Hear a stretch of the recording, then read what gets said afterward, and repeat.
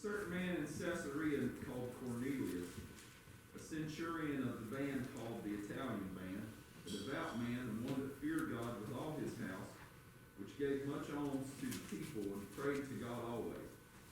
He saw in a vision, evidently about the ninth hour of the day, an angel of God coming into him and saying unto him, Cornelius.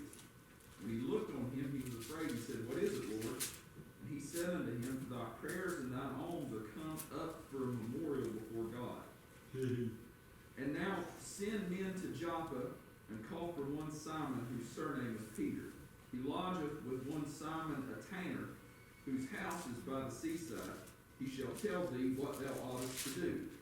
And when the angel which spake unto Cornelius was departed, he called two of his household servants, and a devout soldier of them that waited on him continually. And when he had declared all these things unto them, he sent them to Joppa. On the morrow, as they went on their journey and drew nigh to the city, Peter went up upon the housetop to pray about the sixth hour. And he became very hungry and would have eaten, but while they made ready, he fell into a trance, and saw heaven opened, and a certain vessel descending unto him, as it had been a great sheet nipped at the four corners, and let down to the earth, wherein were all manner of four-footed beasts of the earth, and wild beasts, and creeping things, and fowls of the air. And there came a voice to him, Rise, Peter, kill and eat. So Peter said, Not so, Lord, for I have never eaten anything that is common or unclean. And the voice spake unto him again the second time, What God hath cleansed, that call not thou uncommon. This was done thrice, and the vessel was received up again into heaven. Thank you. So since the beginning of time, I would imagine there's been conflict throughout. There's always deep-seated differences. It creates unlivable situations sometimes. You have the Israelis, the Palestinians, and in the Middle East, you got the Sunnis, Shiites in Iraq, North Korea, South Korea, and in the United States, you got Democrats and Republicans. And see eye to eye. Sometimes, from our perspective, they're irreconcilable. But in the book of Acts, the Bible tells a story about a process of unification, where Jews and Gentiles are brought together on the same equal spiritual ground to become the body of Christ. The book of Acts covers not only the beginning of the church, but the advancement of the church, and then the growth of the church. In Acts 1, I'm going to go through this just a little bit through the past part, so I can set this part of the lesson up, and it really sets Zach up more for the next lesson, because this lesson stops abruptly. In Acts chapter 1, the church in Jerusalem is given marching orders to take the gospel to Jerusalem and all over Judea, to Samaria, and to the end of the earth. In chapter 6, it tells us the church began to multiply greatly in Jerusalem.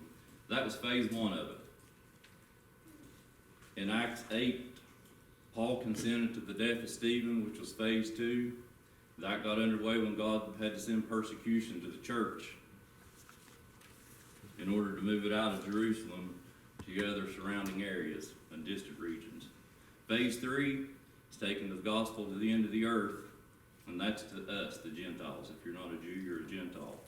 And this is going to be the result. So at the beginning of this chapter, you have a Gentile Roman soldier who represented the despised occupation of Israel, living in the main city of Roman occupation. Just a few miles south, you got Peter, a Jewish apostle, temporarily residing with a tanner, somebody who takes care of hides. And if you read the last, I think it's the last verse of the last chapter, Peter lodges with a tanner, and that's one of the first steps of his losing his prejudice, because no other time would a Jew want to be living with someone who takes care of dead animal skins. But God's about to move the gospel from the Jews to the Gentiles. So behind the curtains, God's orchestrating events to bring these two men together in a way that would shock both of them, that would tear down barriers, the walls of prejudice, between both sides.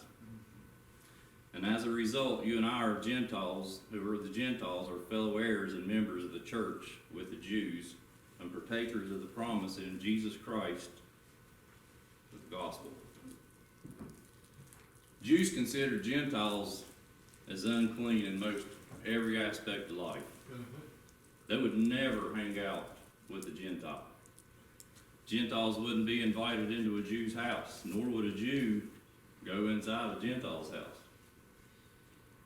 Deuteronomy, it goes back to Deuteronomy where the Jews were God's chosen people above all the others. But God had always had Gentiles in mind in Isaiah 49:6 when he said, I'll also give thee for a light to the Gentiles, that thou mayest be my salvation unto the end of the earth. With such prejudice in mind to the Jews, it's no wonder God had to force them out of Jerusalem to begin fulfilling the gospel. So we start off with Cornelius, the Roman centurion. He had a responsibility, the big responsibility. He was a centurion, which means he was a ruler of 100. Centurions were known to be, they were supervisors, they were tough-minded, physically fit, sometimes hard-hearted, brave-hearted. We see that Cornelius had religion. Verse 2, and I won't go into Zack part, verse 22, the chapter tells us he was a devout man, one who feared God with all of his household, who gave alms generously to the people and prayed to God always, not just sometimes, but always. Cornelius was a religious Gentile, God-fearer, but he wasn't a Christian. I get this question a lot. I'm sure you all do too. You can believe in God. You can believe that God exists, and that doesn't make you a Christian. Amen. And you get people to ask you that all the time. Well, I believe it, and that makes it so. Not until you accept it.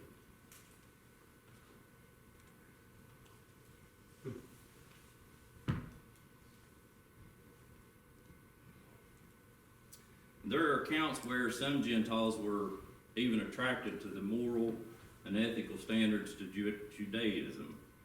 Some even attended the synagogue where they listened to the teaching of the Old Testament. But to convert meant you had to become circumcised and bring a sacrifice to the temple. These requirements kept most of them from converting. Even if the Gentiles attended the synagogue, they were seated in a different place. There was segregation. Wasn't all lumped into one. So there was a separation between Jews and Gentiles, even in the church. As I said before, no Jew would visit a Gentile's home, or a Jew's not going to invite one into his house. So Cornelius had a reputation. He had a good report among the nations, among the Jews. He was a Roman soldier who had a good reputation among Jewish people. He was honest, and he was fair among the Jews. He treated the Jews good. He gave alms generously to the people. He practiced what he preached by doing religious acts. The Jews placed importance on praying and giving alms, and so did Cornelius.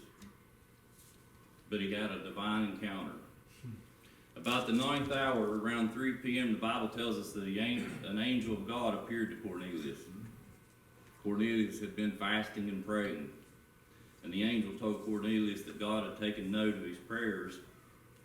God had observed Cornelius' righteous actions and his reverent attitude, and God's now responding to this man.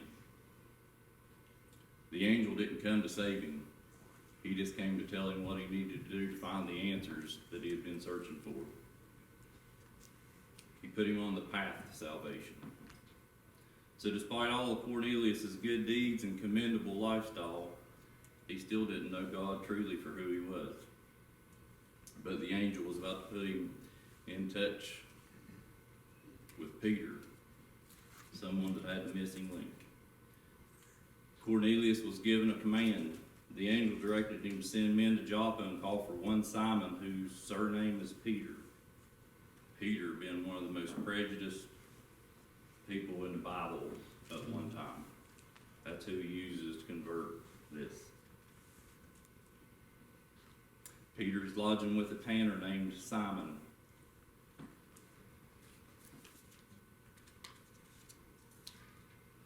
God gave Cornelius exact instructions on how to find Simon.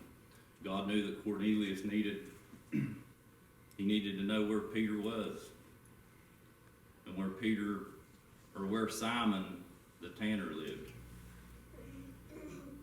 So when God uses one of us to help another person to find Christ, we're all just instruments of his hands. God's the one orchestrating the events. There's times I would think, just like when God prepared Richard to come and talk to me, God had been talking to he had been visiting me for several weeks, and out of the blue I get a phone call from Richard. And that's how it works. Cornelius didn't waste any time. As soon as the angel disappeared, he put 3 men, a devout soldier, 2 household servants to go to Joppa to fetch Peter. God could have saved Cornelius without Peter. God had no more need of Peter to accomplish his will than he needs me or you. But Peter needed to see firsthand God's offer of salvation to the Gentiles. Peter needed to see and understand and be able to report the gospel to advance the church to the ends of the earth, which included the Gentiles. Peter had a significant role in the New Testament. First, the day of Pentecost in Acts 2, he preached to the Jews in Jerusalem, and about 3,000 souls were saved. The gospel of Christ was offered to Israel on that day, and many responded. The second was when Peter opened the door of salvation of Christ to non-Jewish world, when Cornelius and his household were saved. Good thing about this, the possibility of really good men being lost. So in the book of Acts that we've been teaching, we witnessed the salvation of 3 good men, 3 religious men. Acts 8, the eunuch; Acts 9, Saul of Tarsus; and this chapter, Cornelius.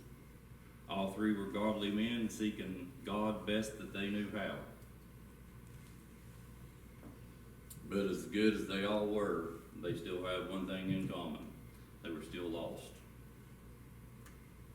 Now we'll talk about the change coming to the church.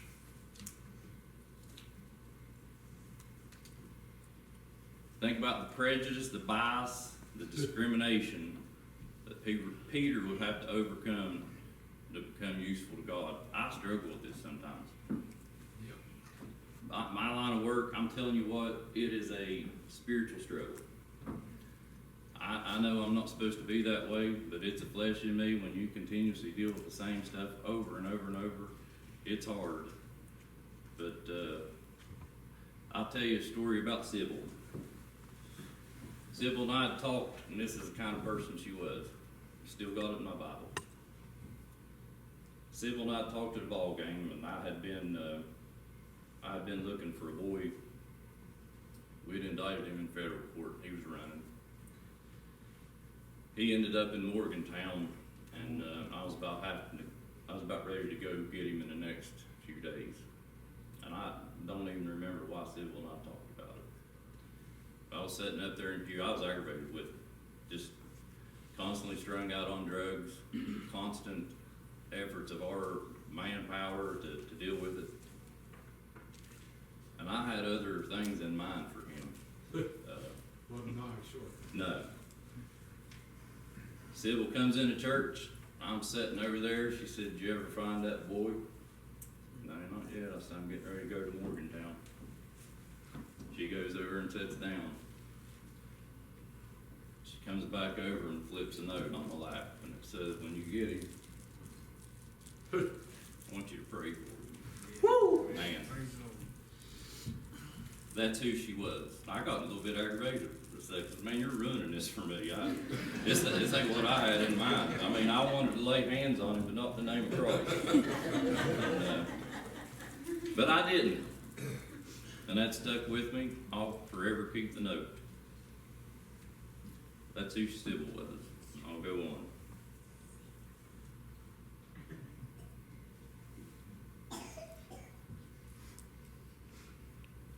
So the Jews considered themselves to be at a higher level than everyone else. There's the Jew, then there's me and you.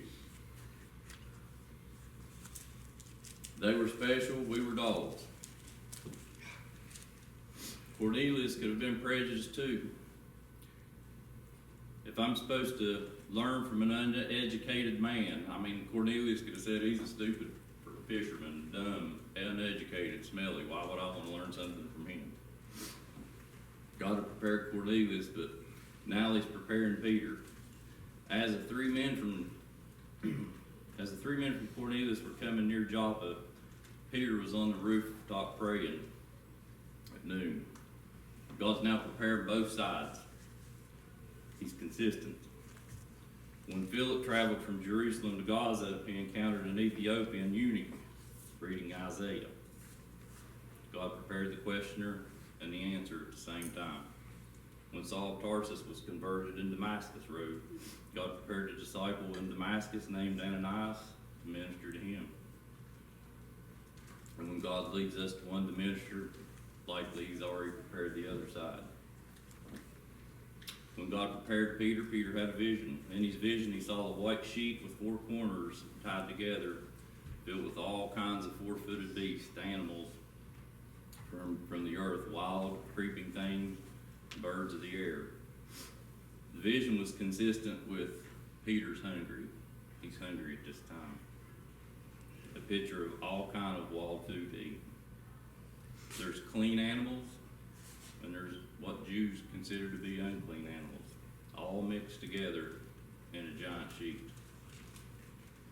Some permitted by Jewish law to be eaten, some of the animals were not permitted by Jewish law to eat.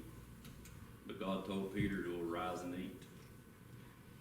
Peter, who usually did object, usually the only time Peter took one foot out of his mouth was to insert the other one. He was good for that. Not so, Lord, for I have never eaten anything that is common or unclean. And all testimony and evidence in the Old Testament had to be confirmed by the mouth of 2 or 3 witnesses. Peter had this vision 3 times. He got the message, but he didn't get the point. And I have to abruptly stop there, I'll be on Zach's lesson. Thank you. Bless your heart.